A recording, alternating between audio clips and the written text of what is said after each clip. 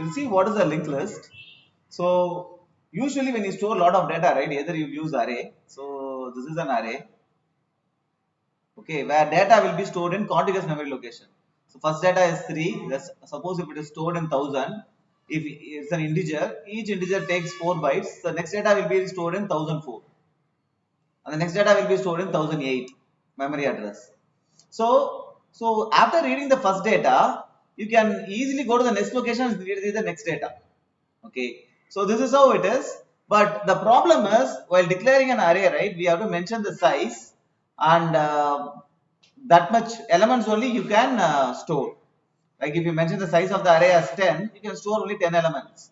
But in real time, right, we don't know how much data is coming, right? So how to store?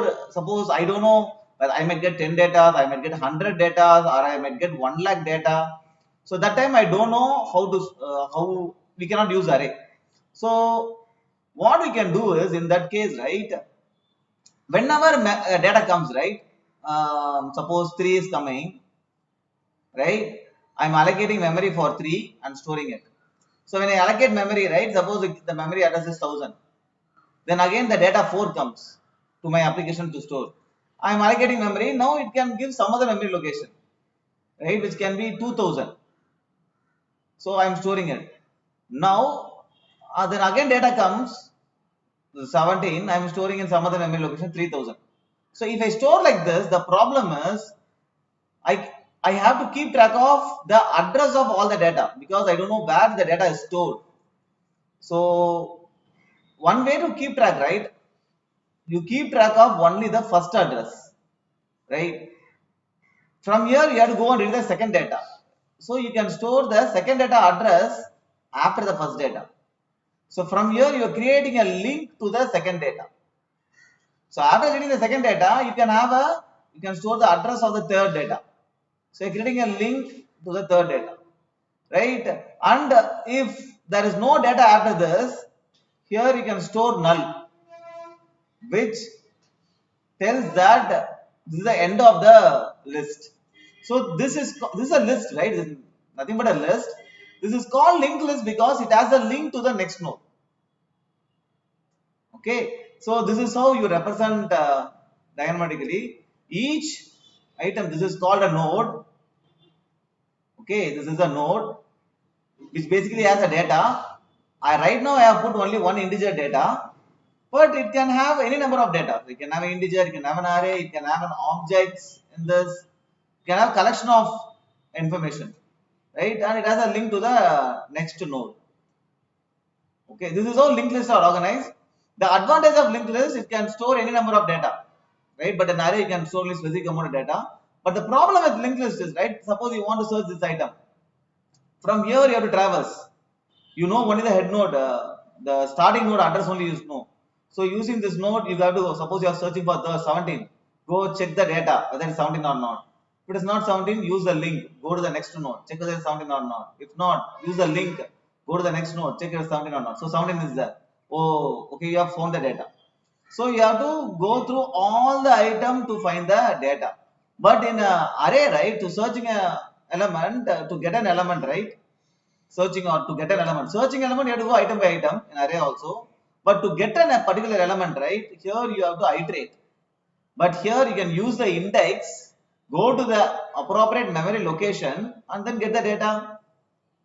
So assessing an element, assessing the element is very fast in array.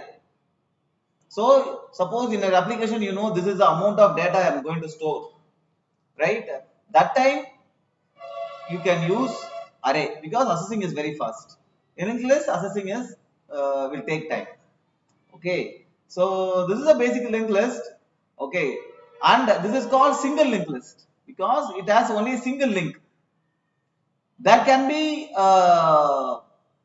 so you cannot come back. You can also store the address of the previous data like this. The address of the previous node also here. Here the previous node will be null. This is the first node, right? The previous node. So it has two links. Address to the next node and address to the previous node. and this is called double linked list. Okay, so the advantage of double linked list, right? Deleting an element will be faster because you have link to the previous node and link to the next node.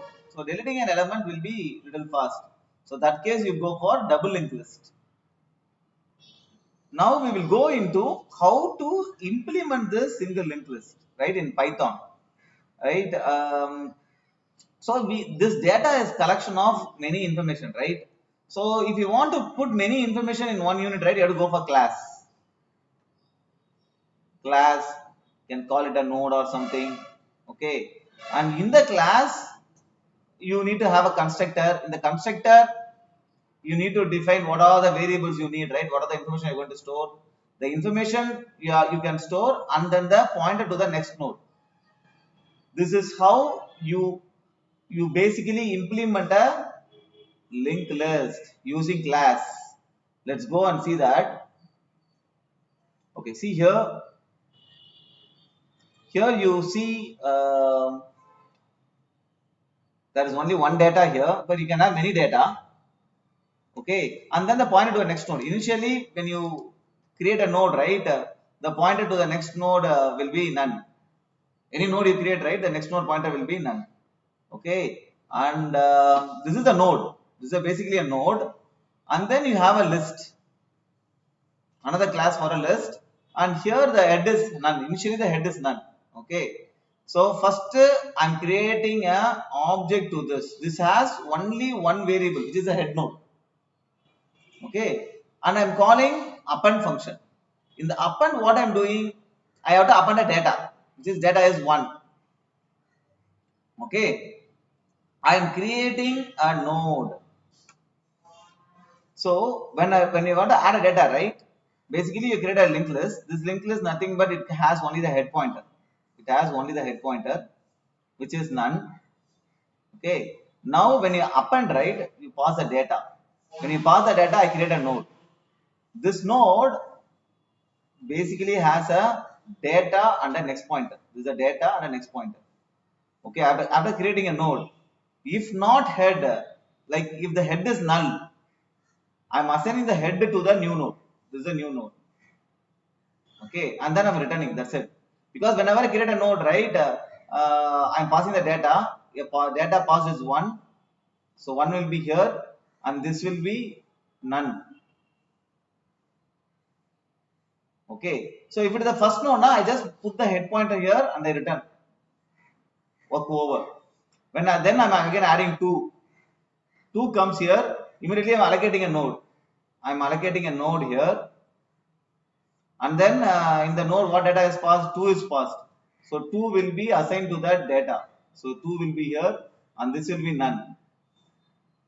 Now if not head, no, head is already valid pointer. Now you come here.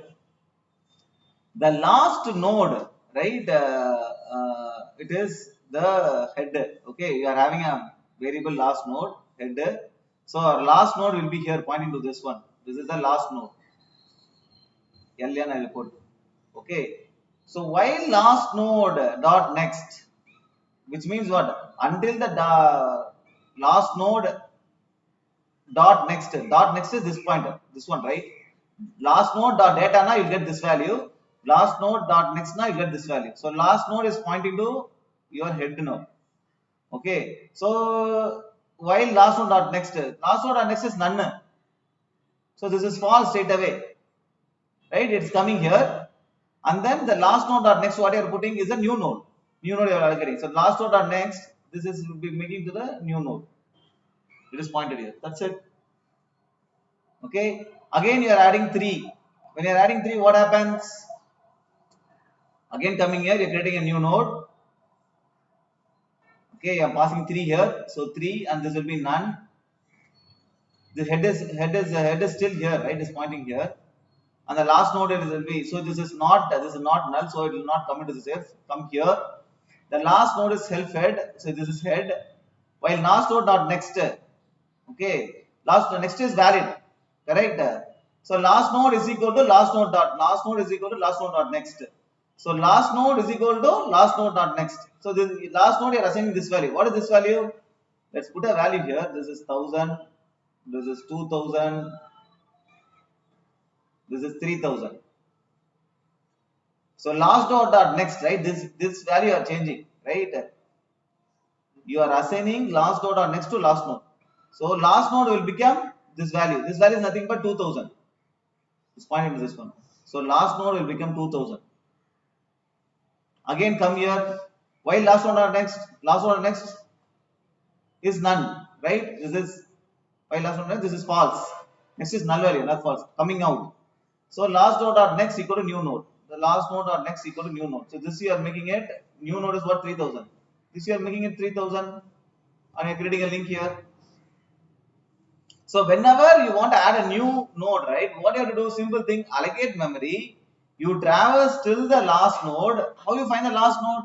Last node next will be none. So if it is none, now it is coming out. Then you are changing the next variable to the new node. Otherwise, you can similarly you maintain a head pointer, right? You can also maintain a tail pointer.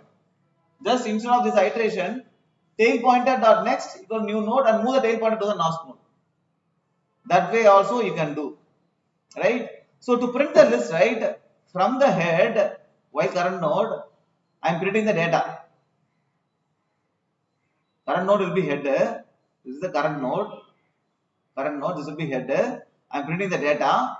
And the current node I am putting current node not next. So current node will become this one, dot next. Here it will go again. I am printing the data. After printing the data, current node will be current node not next. It will come here. Again I am printing the data. Current node will be current node not next. Current node will be none. Break, come out of the loop. This is how you have to implement a list. For the node you have a separate class and for the list you have a separate class.